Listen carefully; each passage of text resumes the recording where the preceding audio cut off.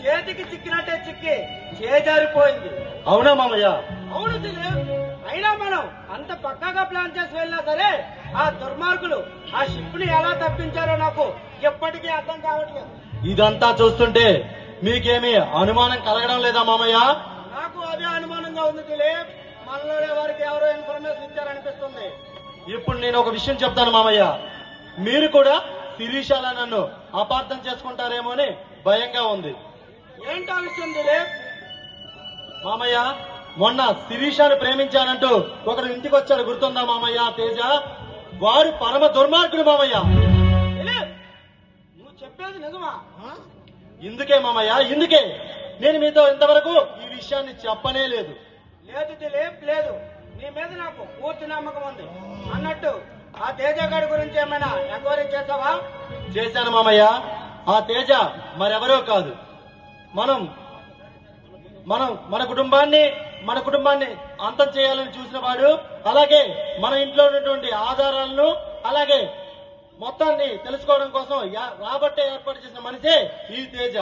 దిలీప్, నువ్వు చెప్పేది నిజమా? నాకంతా అయోమయంగా ఉంది. అంతేకాదు మామయ్య, ఇప్పుడు నేను చెప్పబోయే విషయం మీకు తెలిస్తే మీరు ఏం చేస్తారేమో అని భయమేస్తుంది మామయ్య.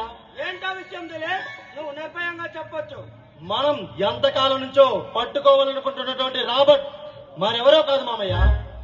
20 సంవత్సరాల క్రితం మన కుటుంబాన్ని చిన్నాభిన్నం చేసినటువంటి ఆ దుర్మార్గుడైనటువంటి నికల్సనే ఈ రాబర్ట్ పేరు మార్చుకుని మరీ తిరుగుతున్నాడు మామయ్య. What? దిలీప్, నువ్వు చెప్పేది నిజమా? ఆ నికల్సనే ఈ రాబర్ట? నమ్మలేకపోతున్నా దిలీప్. Robert, you bastard! అవును మామయ్య, నేను కూడా నమ్మలేకపోయాను. ఆ తేజ గారి గురించి తెలుసుకునే సమయంలో ఆ రాబర్ట్ గురించి కూడా మొత్తం తెలుసుకున్నాను. తెలిసిన వెంటనే నా చేతులతో వాడిని నేనే చంపేయాలంత కోపంతో రగిలిపోయాను. కానీ నేను మీకు ఇచ్చిన మాట ప్రకారం నా చేతులు కట్టేశాయమయ్యా. వాడిని నువ్వు వదిలిపెట్టినా ఎట్టి పరిస్థితుల్లోనూ నేను వదిలిపెట్టను. వాడిని ఎలా అంతం చేయాలో నాకు బాగా తెలుసు. 20 ఏళ్ల క్రితమే నా భార్య ఆత్మకు శాంతి కలిగిస్తానని శపథం చేశాను.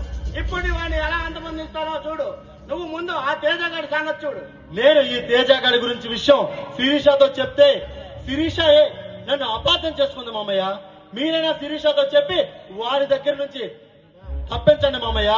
దిలీప్, నువ్వు ముందు వెళ్ళి ఆ తేజగాడి ఆఫీస్, ఇల్లు 2 సోదా చెయ్యి. ఏమైనా ఆధారాలు దొరకొచ్చు. ఓకే మామయ్య.